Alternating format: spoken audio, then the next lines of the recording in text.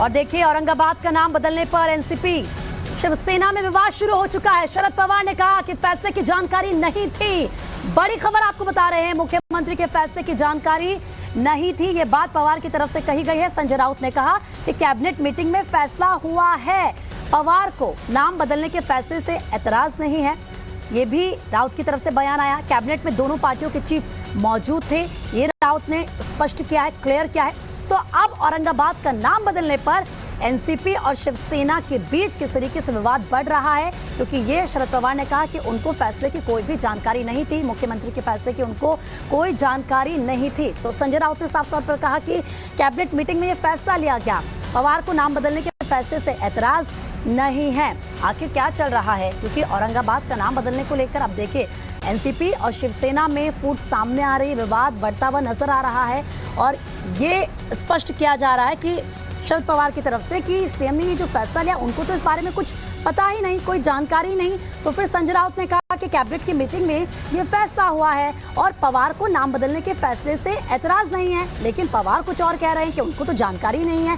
कौन सच कह रहा है, कौन झूठ कह रहा है, ये बड़ा सवाल है।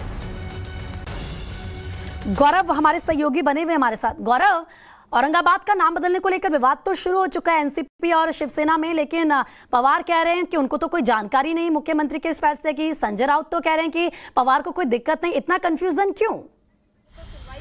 ठीक है गौरव, मैं आपके पास लौटूंगी, लेकिन एक बार वो बाइट अपने दर्शकों को सुना देते हैं कि उसमें वो क्या कुछ कह रहे हैं, फिर मैं आपके पास लौटूंगी। हा जो इश्यू तुम्ही रेज केला त्याच्यात आम्ही लोकांनी बसून किमान मान्यतेचा जो कार्यक्रम तयार केला होता त्याच्यातला हा भाग नव्हता एक, आणि त्या संबंधीचा निर्णय शेवटच्या कॅबिनेटमध्ये जो घेतला त्याच्याची आमच्याशी कोणाची सुसंवाद नव्हती. हा निर्णय घेतल्याच्या नंतरच आम्हाला हे कळलं.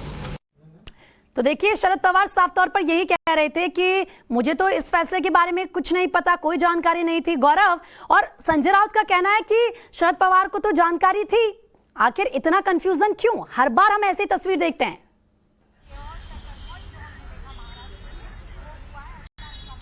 बिल्कुल, देखिए उद्धव ठाकरे के इस्तीफा देने की पेशकश से लेकर उद्धव ठाकरे के इस्तीफा देने तक लगातार कहीं ना कहीं एनसीपी के खेमे में एक संशय जो है वो जरूर दिखा है। और जिस तरीके से इस्तीफा देने के पहले उद्धव ठाकरे ने कैबिनेट में तमाम फैसले लिए, जिसमें खास करके नाम बदला गया एयरपोर्ट के साथ साथ औरंगाबाद, जो कि सबसे ज्यादा शिवसेना की विश लिस्ट में था, उसको लेकर न सिर्फ उस वक्त जो है कांग्रेस के तमाम विधायकों ने विरोध किया था।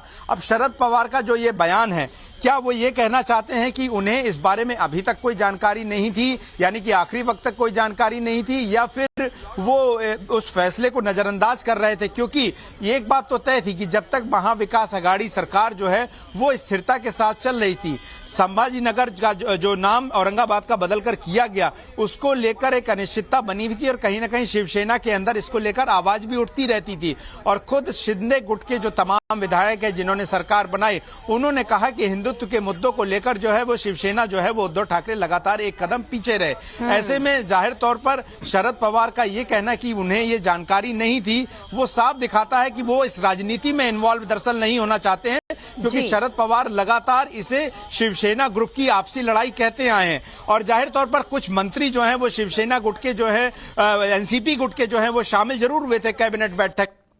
जी ठीक है गौरव, मैं आपके पास लौटूंगी, लेकिन संजय राउत का बयान भी जरा एक बार अपने दर्शकों को सुना देते हैं कि आखिर उन्होंने क्या कुछ कहा।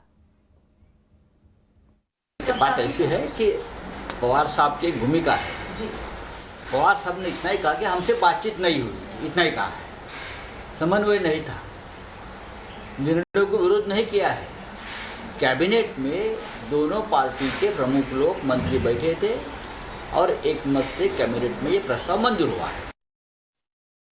सुना संजय राउत को कि किस तरीके से वो कह रहे हैं कि कैबिनेट में दोनों पार्टियों के प्रमुख मौजूद है।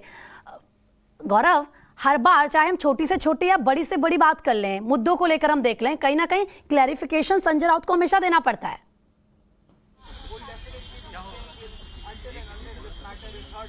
देखिए, इसे बहुत आसानी से समझे तो ये जो 2.5 साल एक सरकार महाविकास अघाड़ी की चली वो बेमेल सरकार थी और हमेशा से ये सवाल होते थे सरकार जब बनी थी 2019 में कि ये सरकार कितने दिन सरवाइव कर पाएगी, क्योंकि तीनों ही पार्टियां जो अलग अलग राजनीति की विचारधारा को लेकर राजनीति करती हैं महाराष्ट्र में, कांग्रेस को अगर आप छोड़ दे तो एनसीपी और खास करके शिवसेना की राजनीति बिल्कुल अलग है। ऐसे में उन तीनों का एक साथ सरकार बनाकर चलाना लगातार सवाल खड़े करता ही था। और अब ऐसे में जबकि ये पूरा एक बोले ये जो गुट है, जो अघाड़ी है वो टूट चुकी है, ऐसे में इस तरह के बयान आने संभव है, बिल्कुल स्वीकार सही है। ये देखिए कहीं ना कहीं उद्धव ठाकरे और संजय राउत ये सभी चाहते हैं कि कम से कम शरद पवार का साथ बना रहे, क्योंकि भारतीय जनता पार्टी हो या अगर कांग्रेस भी कहे इस मुद्दे पे कहीं ना कहीं उद्धव ठाकरे का साथ छोड़ चुकी है।